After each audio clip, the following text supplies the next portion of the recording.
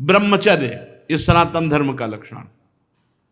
सत्य, दया, तपस्या, शौच, तितिक्षा, उचित अनुचित का विचार, मन का संयम, इंद्रियों का संयम, और 9वां अहिंसा, और 10वां ब्रह्मचर्य।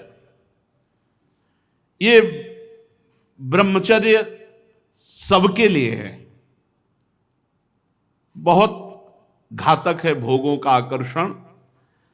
ब्रह्मचर्य के बिना पूरा का पूरा जीवन खोखला हो जाता है। मन से, वचन से और शरीर से, तीनों से ब्रह्मचर्य होता है। मन का ब्रह्मचर्य, विषयों का चिंतन ना करना। यहीं से नाश प्रारंभ होता है, पतन यहीं से होता है। ध्यायतो विषयान पुंसान संगास्तेषुपजायते, संगात संजायते कामः, कामः क्रोधो भी जायते, क्रोधात् भवति सम्मोहा, सम्मोहात् स्मृति विभ्रमा, स्मृति भ्रंशात् बुद्धिनाशो, बुद्धिनाशात् प्रणश्यति। सबसे पहला पतन जो होता है वो विषयों का चिंतन होता है। ध्यायतो विषयान पुंसान, जब हम भोगों का चिंतन करते हैं तो हमें भोगों की आसक्ति प्रकट होती, फिर संग करने का मन होता है। संगास्तेषुपजायते, जब हम विषयों का चिंतन करते हैं तो विषयों का संग करने का, विषय भोगने की इच्छा प्रकट होती। जहां विषय भोगने की इच्छा प्रकट हुई, काम राज्य हृदय में छा गया। संगात संजायते कामा, और कामना जब बढ़ी तो सब मूढ़ता छा जाती है, स्मृति नष्ट हो जाती है। हम कौन हैं, हमारा क्या कर्तव्य है, हम क्या कर रहे हैं। सच्ची मानिए बहुत निकृष्ट, बहुत निकृष्ट काम। वचन से हमें कभी भोगों की बातें नहीं करनी, और शरीर से हमें कभी भोग क्रिया नहीं करनी। अधर्मयुक्त क्रिया का त्याग, धर्मयुक्त क्रिया की स्वीकृति, ये गृहस्थ धर्म और संपूर्णतया विरक्त धर्म। जो ब्रह्मचर्य रहता है उसे शरीर बल, मनोबल, बुद्धि बल, वचन बल, ये सब जागृत हो जाते हैं। वचन बल, जो बोला वही लागू हो गया, जबरदस्ती आपको मानना पड़ेगा। और मनोबल, जो संकल्प किया अंदर वही बाहर क्रिया प्रारंभ हो गई, वही दिखाई देने लगा। देह बल, रात दिन मेहनत करो फिर भी थकान नहीं। आप कुछ समय तक व्यवहार करके देखिए ब्रह्मचर्य का, फिर आपको खुद पता चलेगा कि कितना आनंद प्रदान करता है ब्रह्मचर्य। ब्रह्मचारी को विषय भोग जहर है ऐसा मानना चाहिए। जैसे कितनी भी सुंदर खीर हो और कोई हमारे कान में आकर विश्वसनीय कह दे कि इसमें जहर पड़ा है तो हम बिल्कुल नहीं खाएंगे। हमारे शास्त्र कह रहे हैं, महर्षि जन कह रहे हैं कि ये विषय भोग जहर है, महान विष है, ये पूरे जीवन को नष्ट कर देता है। तो ये जब ज्ञान हो तो उसका फल है विरति। जब हमें ज्ञान हो गया तो उससे हमें वैराग्य होना चाहिए, पर नहीं। ये ज्ञान तो है कि भोगों में सुख नहीं है, भोग दुख रूप है, भोग जहर के समान है। कैसा ज्ञान है? वाचिक ज्ञान, उपदेश देने के लिए। लेकिन जब भोग सामने आते हैं तब ये ज्ञान काम नहीं करता। यदि उपासक भोगों से भयभीत हो जाए तो बच जाए, बहादुरी नहीं, भागना पड़ेगा इसमें। एक बार पूज्यपाद सिउड़िया बाबा जी ने स्वप्न देखा।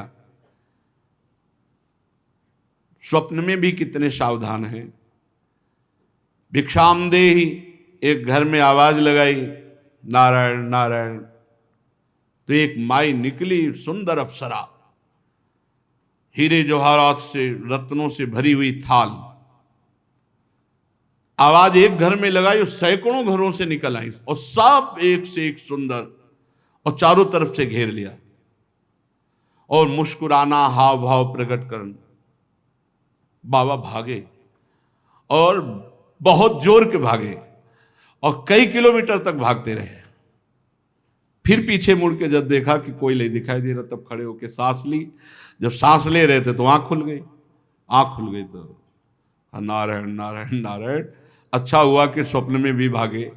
भागने से ही बचोगे, यहां जीतने की चक्कर में मत पड़ना, बहुत धोखा है। ये मन बहुत धोखेबाज है।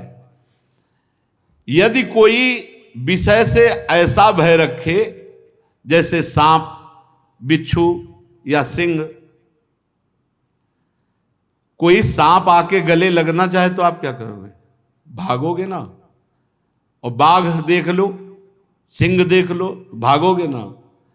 ऐसे ही विषय भोग की इच्छा वाले कोई शरीर तुम्हारे नजदीक आ रहा है और तुम्हें भय नहीं लग रहा है, इसका मतलब है मरना चाहते हो, भ्रष्ट होना चाहते हो, नष्ट होना चाहते हो। सिंह आ रहा तुम्हें भागना नहीं सुनाई दिया, सांप दौड़ रहा तुम्हारी तरफ भागना नहीं सुनाई दिया। ऐसे ही भोग तुम्हारी तरफ आ रहा, तुम भागे नहीं, मरना चाहते हो, मरोगे तुम। कोआ मदांधो मदना तुरुआ, भगवान शंकराचार्य जी से पूछा, को अंधों में बड़ा अंधा कौन है? बोले जिसको काम सता जाए, जो काम से युक्त हो गया, काम से व्याकुल हो गया, वो सबसे बड़ा अंधा है, वो कुछ नहीं समझ पाएगा। आप बड़े मजे से भोग को देखते हैं और भोगते हैं और फिर विचार करें ब्रह्मचर्य असंभव। जैसे जलेबी है, एक बार चख लिया तो जलेबी नाम लेते ही वो कुरकुराहट वो मुंह में आ जाएगा, नहीं आ जाएगा? इसे कहते हैं तृष्णा। भोग भोगा, अब वो तृष्णा जहर की तरह तुम्हारे हृदय में बस गई। अब वो भगवाने निकाले तो निकाले, नहीं तो पूरा जीवन भर मार देगी। भोगों का जहर तृष्णा। तृष्णा अनंत जन्मों से हम भोगते चले आ रहे हैं, इसलिए हमारी परवशता हो गई है। परवशता, इंद्रिय और भोगों में विवशता, हम हार चुके हैं। लेकिन मोक्ष का रास्ता जितेंद्रियता से जुड़ता है, परवशता से नहीं। इसलिए आपको एक इंद्रियों के भोगों से जीतना पड़ेगा, लड़ना पड़ेगा। भटकते रहने से ये जन्म भी चला जाएगा, जैसे और जन्म चले गए। बहुत बार ये सब भोगा है। देवराज इंद्र भी बने होंगे कभी ना कभी, बहुत बार, बहुत बार सब। लेकिन भगवान के प्रेमी भक्त कभी नहीं बने जिंदगी में, पक्की बात। इस बार अवसर मिला है भगवान से प्रेम करने का। कोल्ले जी अल्ल जी के चरित्र में नहीं आता कि बचपन से बैरागी और एक राजा की उपवन वाटिका में वो शयन कर रहे थे, वहीं वो सब राजकुमार और सब वैभव सब देख करके उनके मन में ऐसी लालसा आ गई कि यार ये सुख तो बहुत बढ़िया है। तो भगवत प्राप्ति रुक गई और उनका अगला जन्म हुआ और राजकुमार से मित्रता हुई और सारे भोग उनको मिले। अगर कोई वासना लेकर इस मार्ग में, तो फिर पहले वासना पूर्ति होती है। ये मन मकड़ी के जाले की तरह वासना बुनता रहता है, छोड़ दो इसे, बस ये अपना काम करता रहे और हमको फंसाता है। जाल ये बुनता है और फंसाता हमको है। इसीलिए उपासक मन के जाल को बनने ही न दे। राधा राधा राधा राधा, वो कहेगा नहीं सुनो ऐसे से ऐसा, राधा राधा, वो आपको फंसा नहीं पाएगा। ये तमोगुणी राक्षसी आहार विहार करके आप सच्चिदानंद भगवान को नहीं नहीं मान जाओ। जहां प्याज लहसुन जैसे ये तमोगुण होने के कारण बहुत पवित्र वस्तु की तरह प्रकट होते हैं, कोई अपवित्र वस्तु थोड़ी। आप देखो, जहां आलू प्रकट होती है, शकरकंद प्रकट होती है, ठीक उसी खेत में वैसे ही ये प्याज लहसुन प्रकट होते हैं। ये कोई ऐसा थोड़ी कि हत्या वाला दोष या किसी तरह गलत तरह से बनाया गया पदार्थ हो। ये तो प्राकृतिक है, पर इसका गुण घोर तमोगुण है। बस तमोगुण के कारण इसका त्याग किया गया है। इसीलिए संत महात्मा जन इसका त्याग करते, तमोगुणी आहार इसको नहीं पाते। फिर जहां और राक्षसी प्रवृत्ति के आहार विहार है, तो फिर वो ये मन मकड़ी की तरह जाला बुनता और हमको फंसाता है। ये छह हमको हर समय फंसाए रखते हैं, काम क्रोध लोभ मोह मद मत्सर। यदि ब्रह्मचर्य रहना है तो हमें बहुत संभालना है तीन को। वाणी से हमको कभी भी ब्रह्मचर्यहीनता वाली बातें नहीं करनी। बहुत, ये बिल्कुल अनुभव की बात कह रहे हैं, अगर आपको जम जाए तो निकल जाओगे। किसी भी तरह से अश्लील बात, गंदी बात वाणी से नहीं निकालनी। मौन हो जाओ, मत बोलो। बहुत चीजें ऐसी होती हैं जो अनुभव करके बोली जाती हैं। वाणी से आप रोज किसी से कहो झूठी, ऐसे मैं आपके बिना नहीं जी सकता, मैं आपके बिना नहीं जी सकता। एक दिन आपके मन में आ जाएगा मैं आपके बिना नहीं जी सकता। एक दिन आप स्वीकृति स्वयं में कर लेंगे कि मैं आपके बिना नहीं जी सकता। वाणी से बोलते रहो, तुम देख लेना, एक दिन किसी एक से बोलते रहो मैं आपके बिना नहीं जी सकता। फिर दूसरे दिन बोलना मैं आपके, कुछ दिन में मन से आ जाएगा मैं आपके बिना नहीं जी सकता। फिर स्वयं में आ जाएगा मैं आपके बिना नहीं जी सकता। जब हम वाणी से गंदी बातें करते हैं तो तुरंत मन उसका चिंतन करता है और वो उल्लसित हो जाता है। इसलिए वाणी से पहला ब्रह्मचर्य। हमें रसना कटो जो अन्न रटो। अन्न बात जो प्रियालाल से विमुख करने वाली बात, जो कुत्सित बात विकारें, जो विकार बढ़ाने वाली गंदी बात है, वो हमें नहीं करनी। नियम ले लो, नहीं करनी। आज से नियम ले लेते। जितने लोग कथा सुन रहे हैं, कोई इसमें पैसा लगने की बात नहीं। वाणी से हम गंदी बात, अश्लील बात, गलत बात नहीं बोलेंगे। वाणी का ब्रह्मचर्य। वाणी से गंदी बात नहीं बोलेंगे, अश्लील बात नहीं बोलेंगे, जो भगवत विमुख करने वाली बात है हम नहीं बोलेंगे।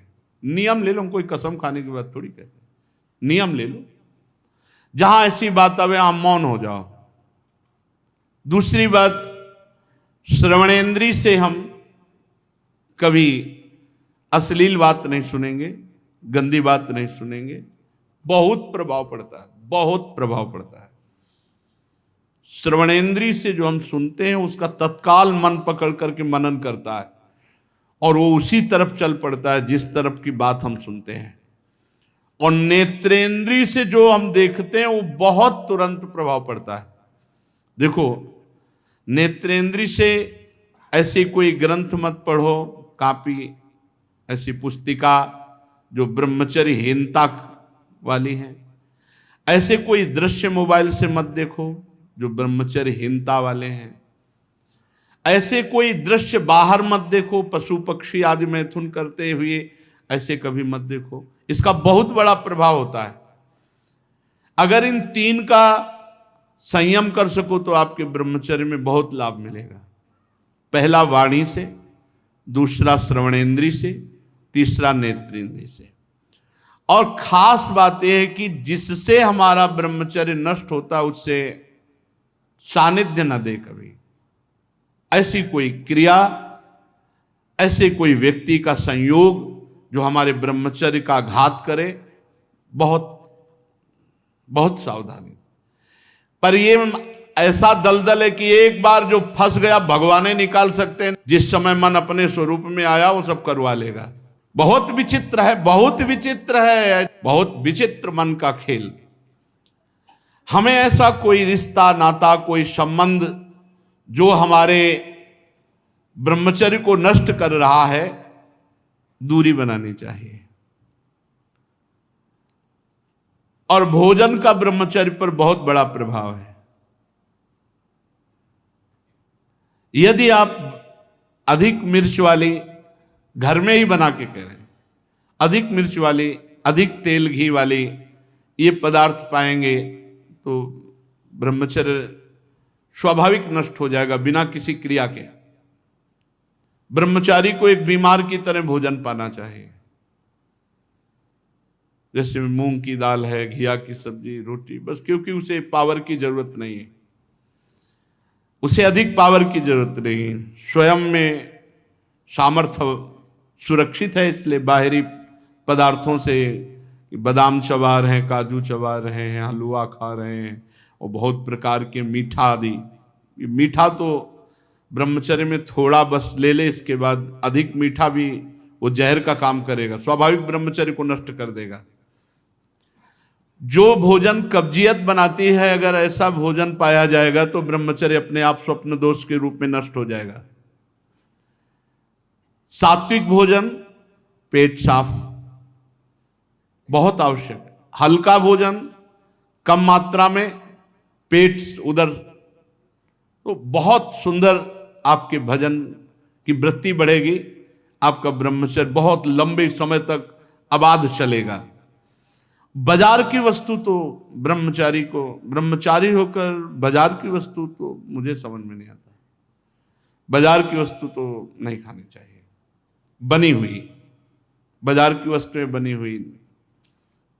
एक ही चीज को आप गौर से पा करके किसी एक चीज को बाजार की, फिर देखो आपके अंदर स्फुरणा क्या होती है, पहले कैसे हो रही थी, फिर कैसे हो रही। और आप पवित्र भोग लगा के श्री जी को पवा के पा के फिर देखो कैसी स्फुरणा हो रही भजन की। भजन परम पवित्र वस्तु, ऐसे थोड़ी होता तुम जहां तहां अन्न खात सखी कहत आपकात सकल देव से द्वंद्व जात रात सर्व सोई।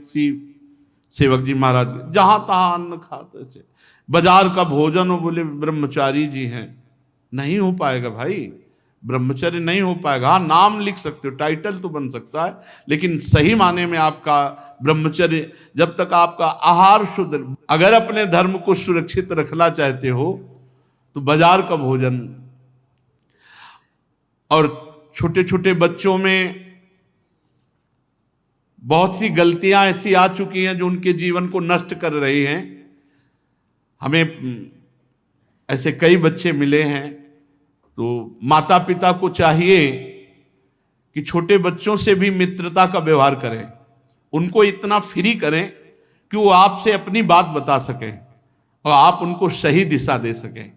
नहीं, जैसे 13-14 वर्ष के बच्चे हैं और ये गंदी क्रिया कर रहे हैं, इनका जीवन बहुत बुरी तरह नष्ट हो जाएगा। ये गृहस्थी लायक नहीं रहेंगे। विरक्ति तो बहुत बड़ी बात रह गई, ये गृहस्थी लायक नहीं रहेंगे, संतान उत्पन्न करने लायक नहीं रहेंगे। इसलिए माता पिता को चाहिए कि अपने बच्चों से फ्रेंड की तरह, दोस्त की तरह बात करें, उनको इतना उत्साह दें कि उनके अंदर जो गलती है वो पकड़ लें और प्यार से समझा दें। अगर हम बार बार बच्चों को समझाएंगे, नए नए बच्चे अभी गलत मार्ग में जो जा रहे हैं वो सुधर जाएंगे। हमारे सनातन धर्म का लक्षण है ब्रह्मचर्य।